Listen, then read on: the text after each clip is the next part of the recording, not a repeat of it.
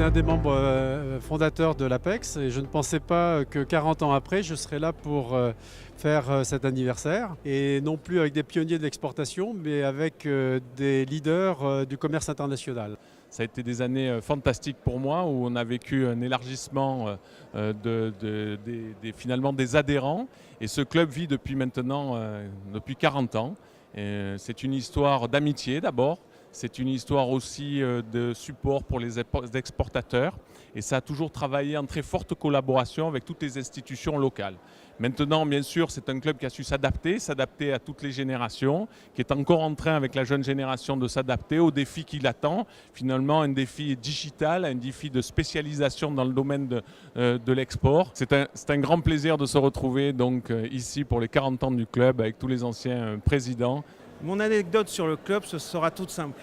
C'est en 1989, quand j'avais 19 ans, que je cherchais un stage, que je suis allé pour la première fois au club du VTC Apex, que j'ai retrouvé un listing et que j'y ai trouvé notamment le nom de Gérard Terlier, qui était président à l'époque d'honneur de l'Apex, qui a fini par me donner un stage. Nous sommes restés amis et ce qui est passionnant, c'est qu'une dizaine d'années plus tard, lorsque j'ai créé ma société Seafood Export et que je revenais en France, la première chose que j'ai souhaité faire, c'était justement redevenir membre de l'APEX, mais ce coup-ci en tant qu'adhérent, en tant qu'entreprise, faire grandir l'APEX en m'intéressant et me rapprochant des jeunes avec tous les projets que nous avions. Et puis plus tard, devenir secrétaire général, vice-président et puis président sur le mandat précédent. L'APEX, c'est une vie, l'APEX, c'est une famille. Ça m'a énormément apporté et j'ai donné tout ce que je pouvais avec le cœur. Et j'invite tous les autres amis à faire de la même chose pour justement prendre leur relève. Et après 40 ans, qu'on vive encore une belle centaine d'années. Ancien président fondateur avec Alain Grelot de l'APEX dont nous fêtons aujourd'hui le 40e anniversaire. Et naturellement, tout ça évoque pour moi, et certainement pour Gérard, qui m'a succédé à la présidence, des tas de souvenirs, aussi bien heureux que divers, variés et de toute espèce. Il y en a un particulièrement dont je dois évoquer parce qu'il est dans la marche de notre association, c'est quand nous étions hébergés péniblement, parce que les départs dans toutes ces associations sont des départs difficiles, donc nous étions un peu les marginaux de la chambre et on nous avait mis dans une petite pièce de la rue Beauvau où nous étions là vraiment d'une manière très, très sporadique. Et c'est à ce moment-là que j'ai pensé qu'il fallait réintégrer la Chambre de commerce, et notamment le CMCI qui était en cours de formation.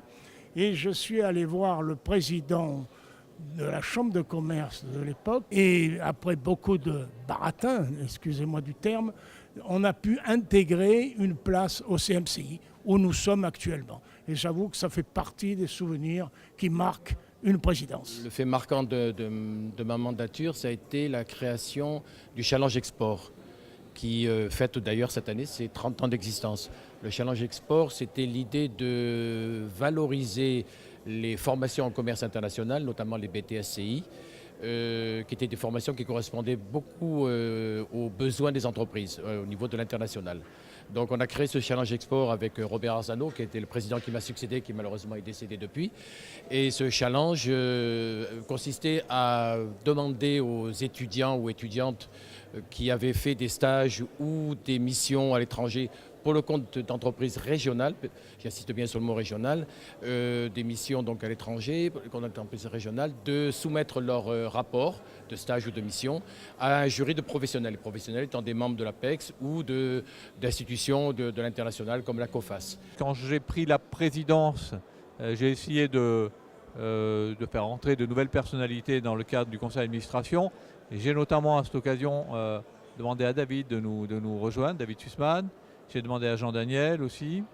Et donc on a eu une période sympathique avec quelques belles missions à l'international conduites dans le cadre de l'APEX, ça s'appelait à l'APEX à l'époque, conduites dans le cadre de l'APEX.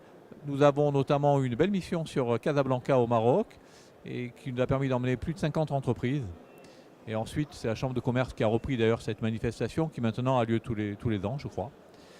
Voilà, et je suis ravi d'être là parce que c'est une espèce de tranche d'histoire qui s'écoule. On se donne tous par la main, entre guillemets, les présidents, et chacun avec nos qualités et puis aussi nos défauts. on a apporté une pierre dans cet édifice. Président de l'APEX de 1993 à 2000.